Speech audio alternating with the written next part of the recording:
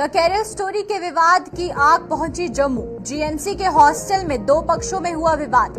मारपीट में 5 लोग मामूली रूप से हुए जख्मी। एफआईआर दर्ज, वहीं पर अनुशासनात्मक कमेटी गठित।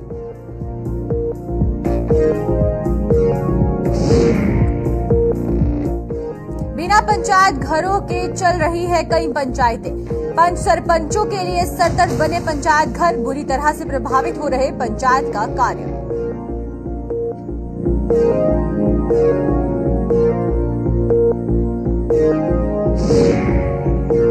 प्रतिबंधित पॉलिथीन के उत्पादकों पर चले डंडा।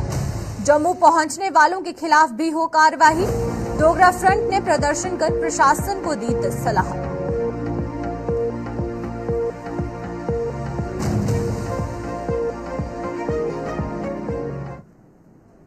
नमस्कार, जम्मू कश्मीर का खास बुलेटिन देख रहे हैं आप सब और मैं हूं आपके साथ पल्लवी जम्वाल। तो चलिए शुरुआत करते हैं आज के जम्मू कश्मीर के खास बुलेटिन की। देश के इन दिनों Bollywood film the career story के विवाद की आग अब जम्मू भी पहुंच चुकी है। जम्मू कश्मीर में हालांकि देश के कुछ अन्य राज्यों की तर्ज पर इस फिल्म पर प्रतिबंध तो नहीं लगाया गया, अलबत्ता आज सोशल मीडिया पर इस फिल्म को लेकर वायरल हुए एक वीडियो से जम्मू के जीएमसी अस्पताल के हॉस्टल में दो पक्षों के बीच बवाल हो गया। ये बवाल जीएमसी के पूर्व छात्रों व मौजूदा छात्रों में यहां पढ़ रहे छात्रों के बीच हुआ, जिसमें कि 5 लोग घायल हो गए हैं। वहीं पर जीएमसी प्रशासन ने इस पूरे मामले का कड़ा नोटिस लेते हुए पुलिस में एफआईआर भी दर्ज करवा दी है और इसकी जांच के लिए अनुशासनात्मक कमेटी का गठन भी कर दिया है ताकि दोषी छात्रों के खिलाफ एक्शन लिया जा सके। इशू ये हुआ है कि क्लास ग्रुप में फर्स्ट ईयर के बीच में आपस में थोड़ी सी तसादुम हुई है। को लेके किसी बाहर वाले ने ये शेयर किया है। क्या शेयर? कुछ ये वीडियो शेयर किया है। मूवी का हाँ, कोई मूवी शेयर हुई है, कोई केरला स्टोरी, तो उसी के बीच में आपस में फर्स्ट ईयर के वालों के बीच में हो रहा था। अच्छा। तो देन वही हीट अप होके फिर बहुत रंग लिया उसने। ये कोई व्हाट्सएप मैसेज कुछ हुआ है जिससे ये थोड़ी इंस्टिगेशन हो गई और अभी स्थिति तो नियंत्रण है बिल्कुल। एक कोई रिपोर्टेडली बाहर से मेडिको जो यहाँ से जा चुके हैं उनकी इंटरफेरेंस रिकॉर्ड की गई और एक एफआईआर भी लॉन्च हो गई है और डिसिप्लिनरी कमेटी अपना काम अच्छे से कर रही है। जो चिन्हित बच्चे हैं जिनमें थोड़ा ये टेंडेंसी रही है, ये स्कफल की जो वजह रही है, उनके अगेंस्ट हमारा institutional disciplinary action already initiate हो चुका। माइनर इंजरीज थी, एक तो स्टिचेस भी लगे और ये डिस्चार्ज भी हो। एक लास्ट जो भद्रवाह के हैं हमारे मेडिको, वो डिस्चार्ज हो जाएंगे 2 घंटे में। बाकी के बच्चे आराम से। इतना बड़ा इंस्टीट्यूशन है और यहाँ पे बिल्कुल स्ट्रॉन्ग मैसेजेस जाने चाहिए, ज़ीरो टॉलरेंस है इस सब के लिए, कोई स्कोप नहीं है और ये एक अच्छे प्रोफेशनल कोर्स के लिए बच्चे यहाँ आए हैं। इनको इन चीज़ों में बिल्कुल ऐसा मैसेज कि इंडल्ज करने का कोई स्कोप नहीं है, ऐसी नेगेटिविटी। जम्मू के ब्लॉक आरएसपुरा और सुचेतगढ़ में कुछ पंचायतें ऐसी भी हैं जिनके पास अपना पंचायत घर नहीं है। पंचायत घर न होने के कारण इन पंचायतों में विकास के कार्य भी प्रभावित हो रहे हैं। इन पंचायतों के सदस्यों के लिए पंचायत घरों के बिना काम करना परेशानी का सबब बन चुका है। पंचायत घर न होने से इन पंचायत के सदस्यों की किस तरह की परेशानियां सामने आनी पड़ रही है, पेश है इसी पर हमारी एक रिपोर्ट। ग्रामीण इलाकों की कायाकल्प करने के उद्देश्य से सरकार ने जम्मू कश्मीर में पंचायतों के चुनाव करवाए थे। इन चुनावों के दौरान ग्रामीण हलकों में रहने वाले लोगों में खुशी की लहर थी कि अब उनके इलाकों में विकास का एक नया दौर शुरू होगा। लेकिन आरएसपुरा और सुचेतगढ़ ब्लॉक की कई ऐसी पंचायतें हैं जहां पंचायतों का कायाकल्प खत्म होने पर है, लेकिन उन्हें अपना पंचायत घर ही नसीब नहीं हुआ। पंचायत में कोई पंचायत घर नहीं है, जबकि हमारी पंचायत बनी हुई है। हमें पंचायत घर की बहुत समस्या है। जब भी कोई सरकारी प्रोग्राम हो या कोई अपनी मीटिंग हो तो हमें पर्सनल अपनी हॉल में जाके ही अपनी दुकान में जो भी कोई मीटिंग होती है उसको करना पड़ता है। लेकिन गवर्नमेंट जो है वो उसका किराया भी नहीं देती हमारे को कि अगर कोई आप किसी का हाल ले लो या कोई दुकान ले लो किराए पर। इसलिए हमें बड़ी परेशानी है। बिना पंचायत घर के यहाँ पंचायत के सदस्यों को भारी परेशानियों का सामना करना पड़ रहा है। ग्राम सभा के साथ साथ सरकार के अन्य कार्यक्रमों के आयोजन इन पंचायतों के सरपंचों के लिए सिरदर्द बन जाते हैं। प्रोग्राम होता है तो हमें उसी टाइम भी बहुत प्रॉब्लम होती है, क्योंकि ग्राम सभा करने के लिए हमारे पास 150-200 लोग यहाँ पर पहुँचते हैं। उसको बिठाने के लिए कोई जगह नहीं है हमारे पास, जिसके लिए हम लोगों की समस्या सुन सके। तो हम यही दरखास्त गवर्नमेंट के आगे करते हैं कि कोई तो कोई हल इसका निकाल करके इसका मसला हल कर। सर, मेरी पंचायत में पंचायत घर नहीं है और मुझे बहुत प्रॉब्लम होती है। जब भी कोई बैक टू विलेज होता है, जब भी कोई मीटिंग होती है, जब भी कोई ऐसा प्रोग्राम आता है पंचायत के ब्लॉक की तरफ से, पंचायत में का आप मीटिंग करो, मेरे पास मीटिंग करने के लिए जगह भी नहीं होती और ना ही कोई पंचायत घर है। और मैं अपने ही मतलब जगह में आके वो करता हूँ, मीटिंग करता हूँ और उधर ही सारा ये घर पे काम करते हैं। कुछ पंचायतों के सरपंच अपने खर्च पर कमरा किराए पर लेकर पंचायत का काम चला रहे हैं। वहीं कुछ सरपंचों ने अपने घर को ही पंचायत घर बनाया हुआ है, लेकिन इसके बावजूद भी इनकी समस्या का पूरा समाधान नहीं हो पा रहा है। कोई भी सुनाई नहीं हो रही है। आप जो देख रहे हैं कि कमरा 10 बाय 10 का जो हमने रेंट पे लिया हुआ है, और इसमें ना तो हमारी जो ग्राम सभा हो सकती है, ना हमें यहाँ पे बैठने का समय मिलता है। हमें सिर्फ अपना जो भी अपना पंचायत का जो काम करते हैं, जो मीटिंग करते हैं, जो भी प्लान बनाते हैं, तो हमें काफ़ी समस्या आ रही है। जो हमारी जो मीटिंग होती है, जो बैक टू विलेज होता है, तो उसकी भी मीटिंग करने के लिए मुझे अपने ही घर में मतलब जो मीटिंग करनी पड़ती है और उसके लिए हमें बहुत दिक्कत होती है। और ना ही पंचायत में कोई मतलब कोई काम करने के लिए इधर कोई आदमी देते हैं, वो भी सरपंच खुद आके झाड़ू मार के साफ सुथरा करके तो वो करता है, मीटिंग करवाते हैं। पंचायत घरों के बिना चल रही इन पंचायतों के सदस्यों ने कई बार सरकार व ग्रामीण विकास विभाग के अधिकारियों को अपनी समस्याओं से अवगत करवाकर पंचायत घरों के निर्माण की गुहार लगाई, लेकिन अभी तक पंचायत घरों के निर्माण को लेकर कोई कदम नहीं उठाया गया, जिससे इन पंचायतों के सदस्यों में भारी रोष है कि जब से ये पंचायत बनी है तब से जहाँ पे पंचायत घर नहीं है। मुझे करीब 3.5 साल हो गए सरपंच बने हुए। मैं जैसे ही सरपंच बना था वैसे ही मैंने पंचायत घर के लिए एप्लीकेशन दे के through proper channel video blog की तरफ से मैंने एडिशन डीसी को दिया। उसके बाद में रूरल डिपार्टमेंट को रेफर किया। हमें बार बार बैक टू विलेज जो होता है उसमें भी हमने यही दिया था कि हमारे जो पंचायत घर है उसकी प्रायोरिटी बार बार दी है हमने कि हमारा पंचायत घर बनना चाहिए। और उन्होंने भी हमारा कुछ नहीं सोचा ही नहीं है कि इनको पंचायत घर दिया जाए। और हमने ऊपर ACD में भी एप्लीकेशन भेजी हुई है और डायरेक्टर के पास भी है, उधर से भी कोई रिस्पांस नहीं हमें आया कि आपका पंचायत घर बनना चाहिए या नहीं बनना चाहिए। हमें मतलब पूछा ही नहीं है। इनमें कुछ पंचायतें ऐसी भी हैं जिनके पास पंचायत घर के लिए जमीन भी है, लेकिन इसके बावजूद भी ग्रामीण विकास विभाग पंचायत घरों का निर्माण करने की जहमत नहीं उठा रहा है।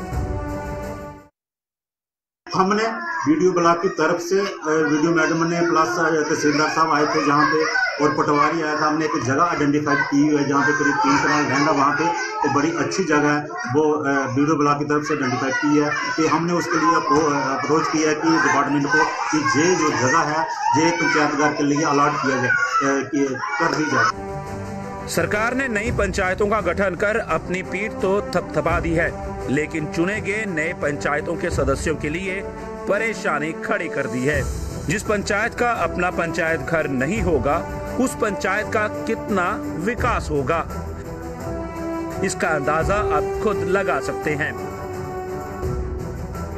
आरसपुरा से वीडियो जर्नलिस्ट राकेश शर्मा के साथ अश्विनी चंदेल की रिपोर्ट। जम्मू में इन दिनों प्रतिबंधित पॉलिथीन के खिलाफ छेड़े गए अभियान का जहां स्वागत हो रहा है, वहीं पर ऐसे पॉलिथीन निर्माण कर इसे शहर में जगह जगह पहुंचाने वालों की धरपकड़ न होने से के विरोध में कुछ संगठनों का गुस्सा 7वें आसमान पर पहुंच चुका है। जम्मू में आज शिवसेना डोगरा फ्रंट के बैनर तले लोगों ने प्रदर्शन कर प्रशासन को कटघरे में खड़ा किया।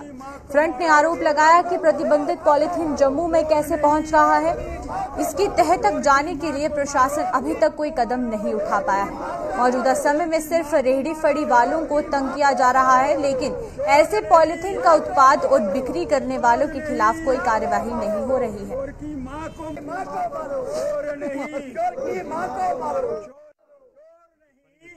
और यहाँ बस स्टैंड में सुबह 5 बजे किस गाड़ी के अंदर उतरता है? शालामार, फूल वाले, वहाँ कौन कौन बेच रहा है? इंगित कर रहा हूँ। रेलवे स्टेशन के ऊपर कौन सी बोरियों के माध्यम से ये वाला लिफाफा उतर रहा है? सारी बातें बाहर दर्शाने का प्रयास कर रहा हूँ, लेकिन आप किसी गरीब को तंग करोगे भाई। श्रीमान मेयर साहब और यादव जी का नाम भी ले रहा हूं, तो ये मुझे बर्दाश्त नहीं होगा। आप ये लिफाफा बैन कर दिया, स्वागत है आपका।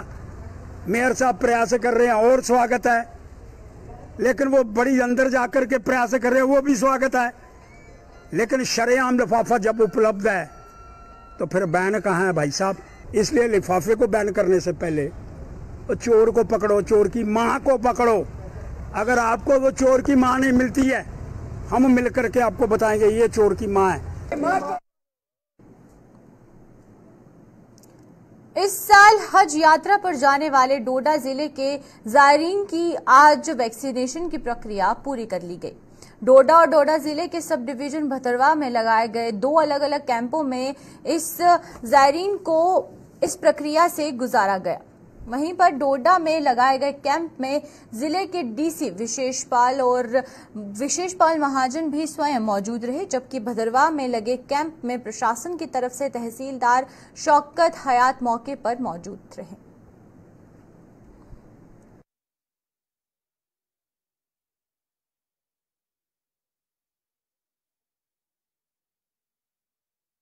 और 176 लोग शॉर्टलिस्ट हुए हैं जो हज पे जा रहे हैं। आज वैक्सीनेशन है, पूरे डिस्ट्रिक्ट में हो रही है। 56 लोगों की यहाँ पे वैक्सीनेशन है। पोलियो ड्रॉप्स दे रहे हैं और 1-2 और जो वैक्सीनेशन रिक्वायर्ड हैं, प्रिस्क्राइब्ड है हाजियों के लिए, वो किया जा रहा है। मैंने पहले भी यही कहा था कि इनका हज कामयाब रहे। They should pray for the nation, peace in the nation, development of the nation and Doda district in particular. हमारे पास आज 54 पेशेंट्स आए हैं, जिसमें से 70% मेल थे और 30% फीमेल्स थी।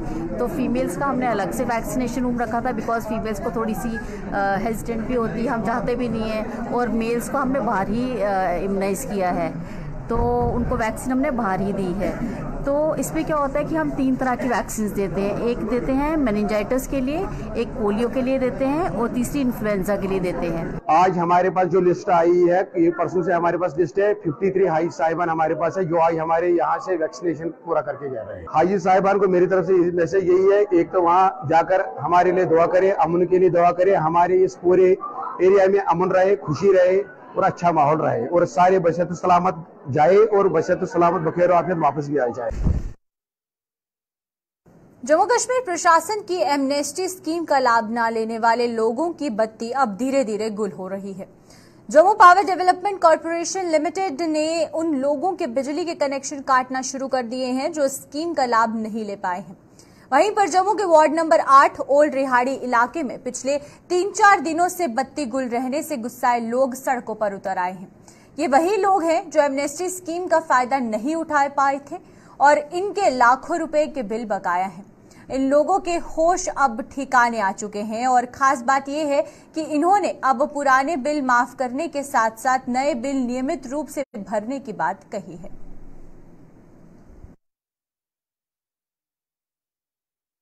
तो इनका तो 2-2.5 लाख रुपए पहला मतलब जो बना हुआ था बिल, आज का नहीं है, कोई 15-20 साल के थे। तो पहले ये कभी नहीं आया, अभी इन्हें जगदम कोई हफ्ता 1-2 हफ्ते हो गए सुनाए हुए।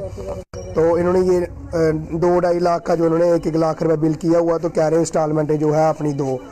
तो हमारे घर में पेशेंट भी है, उनको थोड़ा सीरियस है पेशेंट, तो इनको आज 3 दिन हो गए लाइट काटी हुई। तो हम बहुत मुश्किल से रह रहे हैं यहाँ पे। तो ये नहीं है कि हमारा ही परिवार है यहाँ पे, 30-35 घर हैं जो बहुत मुश्किल से रह रहे हैं। डिपार्टमेंट से हमारी यही गुजारिश है कि हमारे जो पिछले बिल सारे हैं वो सारे माफ़ किए जाए। आगे से जो हमारे बिल आया करेंगे वो हम साथ साथ में बैलेंस जो हुआ करेगा हम साथ में जमा करवा दिया करेंगे। हमारे वार्ड नंबर 8 में जो हमारे शिव मंदिर एरिया में है 35-40 घर होंगे, तो डिपार्टमेंट से यही गुजारिश है कि जल्दी से जल्दी हमारी लाइट लगाया जाए। आज 4 दिन हो गए बिना लाइट से। हम दिहाड़ी लगाने वाले हैं सर। हमें बहुत दिक्कत आ रही है सर जी बिजली की। हम छोटे छोटे बच्चों वाले हैं। मेरी 3 बेटियां सर, मेरियां 3 से 4 बेटियां सर, मेरी 4 बेटियां सर। मैं BPL हूँ सर। अगर सरकार को अगर ऐसा लग रहा है कि मैं झूठ बोल रहा हूँ और सरकार मेरे घर पे आकर मेरी वेरिफिकेशन कर सकते हैं मेरी बेटी कितनी है और मेरे घर की मेरी लोकेशन आके देख सकते हैं सर। हमें बिजली की इतनी दिक्कत आ रही है कि पूछो मत। आज 3 दिन हो गए हमारे बिजली सर कटे हुए। हमें बहुत परेशानी आ रही है। हमें 2-2, 3-3, 2.5 लाख रुपए हमें बिजली का बिल नहीं भर सकते। हम LG सेना से मंजूर सेना से जी यही रिक्वेस्ट करते हैं कि हमारे जो पुराने बिजली के बिल है उनको माफ किए जाए और नए जो बिल हमारे आएंगे उनका बिजली का बिल देने के लिए तैयार है सर। 1-1 लाख रुपए इसके ऊपर लिखा हुआ है और 41,000 रुपये हमारा और लिखा हुआ है और कुछ और भी यहाँ पे लिखा हुआ है कि इतने पैसे भरो। हम इतने पैसे नहीं भर सकते सर जी। हम BPL वाले हैं सर। हम गरीब तक सर। हम इतने पैसे नहीं भर सकते सर जी। और सरकार से हम यही कहना चाहते हैं कि हमारे घर की वेरिफिकेशन कीजिए सर आके। ऐसी बात नहीं है। हम गरीब लोग हैं सर। हम प्रतिबंधित पॉलिथीन के दुष्प्रभावों का प्रचार प्रसार करने के लिए जम्मू नगर निगम की मुहिम जोर पकड़ती जा रही है।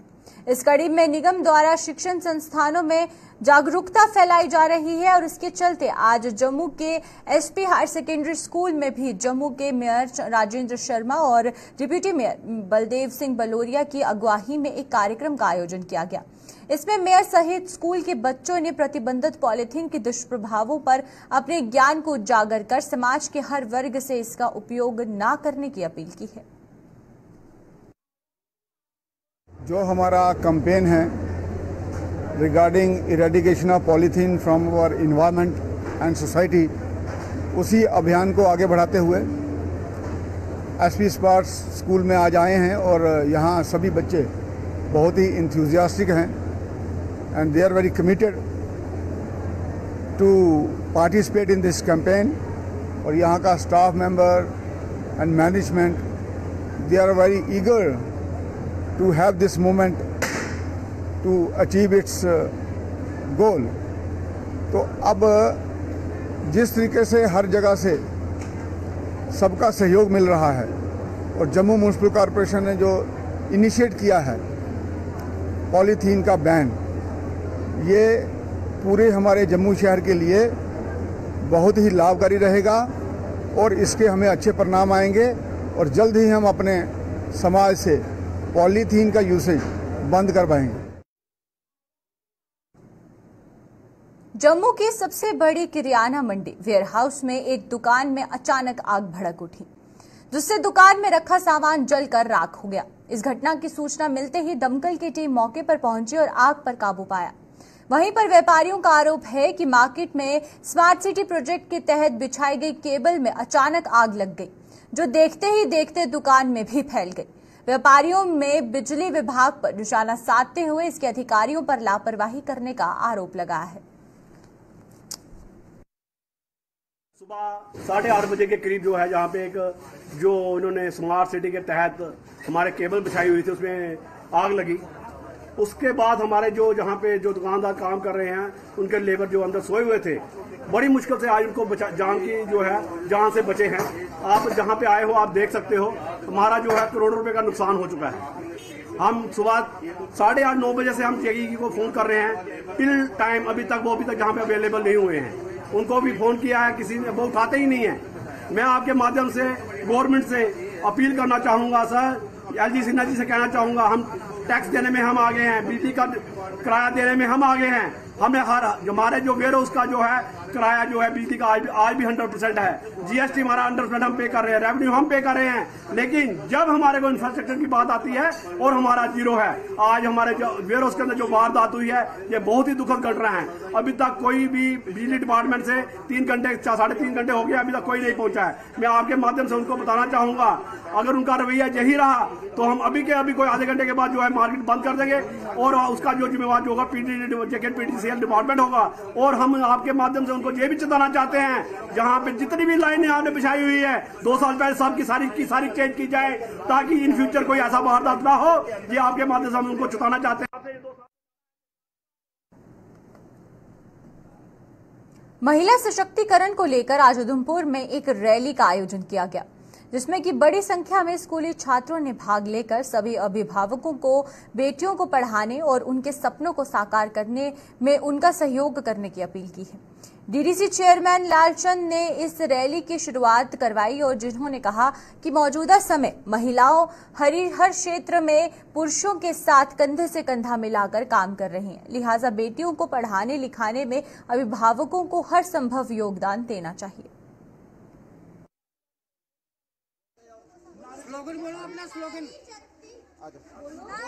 संदेश है बच्चियों को और इनके माँ बाप को भी। आज गवर्नमेंट ने काफ़ी इन बच्चियों के लिए इनिशिएटिव लिया हुआ है और बच्चियों ने भी, आप देखिए आज किसी भी यूनिवर्सिटी में देखिए बच्चियाँ टॉप कर रही हैं, बोर्ड परीक्षा में देखिए बच्चियाँ टॉप कर रही हैं, पॉलिटिकल में देखिए बच्चियाँ इतनी एक्टिव हैं हर फील्ड में। तो आने वाले दिनों में बच्चियों का भविष्य बहुत उज्जवल है। तो मैं यही इनको संदेश देता हूँ सभी बच्चियों को, सभी माँ बाप को, कि बच्चियों को आगे करें और उनको फील्ड में वो जाना चाहती हैं उसमें भेजिए। गवर्नमेंट ने काफ़ी आज रखा है, चाहे वो किसी ट्रेनिंग के फील्ड में जाते हैं, किसी और इंस्टीट्यूशन में जाना चाहते हैं तो उनको वहाँ भेजिए। उनके लिए स्कॉलरशिप का भी इंतजाम है, सब है। जय हिंद, जय भारत।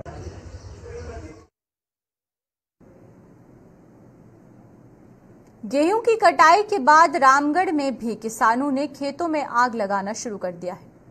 खेतों में लगाई गई आग से जहां धरती के भीतर और ऊपर रेंगने वाले कीड़े मकोड़े आग में भस्म हो रहे हैं, वहीं पर इससे खेतों में पड़ा भूसा भी आग की भेंट चढ़ रहा है। यही नहीं, इस आग से उठ रहे धुएं से बड़े पैमाने पर प्रदूषण भी फैल रहा है। लोगों ने किसानों से अपने खेतों में आग ना लगाने की अपील करते हुए प्रशासन से भी दूसरों को परेशान करने वाले ऐसे किसानों के खिलाफ कड़ी कार्रवाई करने की मांग की है।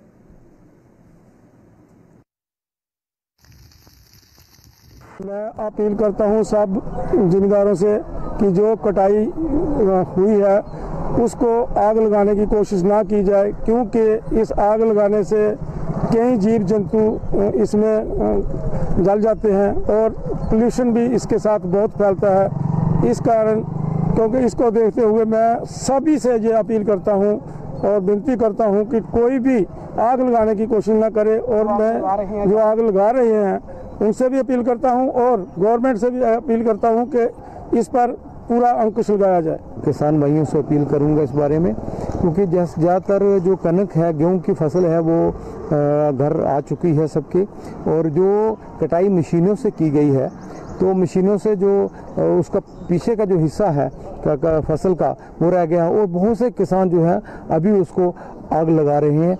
आग लगाने से क्या है कि तो पोल्यूशन बहुत ज़्यादा वातावरण में फैल रहा है और साथ साथ में जो बहुत से जीव जंतु हैं वो बेचारे मर रहे हैं। ये बहुत बड़ा बात है। मैं किसान भाइयों से, खासकर रामगढ़ सेक्टर के किसान भाइयों से ये अपील करूंगा कि वो ऐसा ना करें और इसका हल निकालें, इसको कंपोज करें, दूसरे जिसका पानी लगाकर इसकी जो हल चलाएं और इसके बीच में वो खाद बन के तैयार हो जाएगी। जो आपका जो ये वेस्टेज है, जो फसल की वेस्टेज, ये खाद बन जाएगी। आप जब आग लगाते हैं, एक तो जमीन का जो उसकी जो शक्ति है जमीन की जो पैदा करने की, वो कम हो जाती है और इससे आपकी डबल नुकसान हो रहा है। एक तो जीव जंतु मर रहे हैं, दूसरा पोल्यूशन का नुकसान हो रहा है, तीसरा आप जो काम कर रहे हैं, जो आपकी जमीन की जो गुणवत्ता है वो खत्म हो रही है। इसलिए मेरी विनती है खासकर किसानों से कि वो ये काम ना करें और प्रशासन को भी इस ओर मैं ध्यान लाना चाहूँगा, खासकर डीसी सांबा की तरफ, कि वो भी लोगों को अगवा करें। सब्जियों के उचित दाम न मिलने से आरएसपुरा के सब्जी उत्पादकों में भारी निराशा है। सब्जी उत्पादकों के मुताबिक वो महंगे बीज और दवाइयों का उपयोग करने के साथ साथ दिन रात कड़ी मेहनत करते हैं, लेकिन मंडी में उनकी मेहनत का फल उन्हें नहीं मिल रहा है। इन किसानों ने सरकार से मंडियों में सब्जियों की दाम निर्धारित करने की मांग की है ताकि उन्हें भी उनकी मेहनत का फल मिल सके। और ये भी ज़्यादा प्रॉफिट तो नहीं मिलता सानू जिन्ना मतलब चाहिए सानू, क्योंकि खर्चे पूरे तो होंगे नहीं। लेकिन फिर भी गवर्नमेंट ने दिखना चाहिए कि रेट्स वगैरह ने जोड़े उनके पर मतलब तय करने चाहिए ने, कोई किन्नी रेट तक कोई बेची सकता। फिर सानू भी मजा आता भी असें इन्ना कम किया, इन्नी लेबर दी दी है। तो ਉਹਦੇ ਉੱਪਰ ਸਾਨੂੰ ਇੰਨਾ ਪ੍ਰੋਫਿਟ ਮਿਲਾ ਕਰਦਾ ਔਰ ਜੇ ਪਤਾ ਕਿ ਨਹੀਂ ਹੈ ਵੀ ਜੇਕਰ मतलब असें तैयारी करिए लेनी है तो अग्गे जाइए तो घाटे बंदी का सौदा बेचना वो भी किश सानू मतलब नुकसानदेह होंदा ओहदे कन्नै अस जिमीदारी नहीं करी सकते तो मतलब गौरमेंट दे उप्पर गै सारा डिपेंड होंदा और खाद वगैरह तो सारियां महंगियां होई गेदियां जेह्ड़े जिन्ने एह्दे प्रोडक्ट ने एह्दे दवाइयां वगैरह।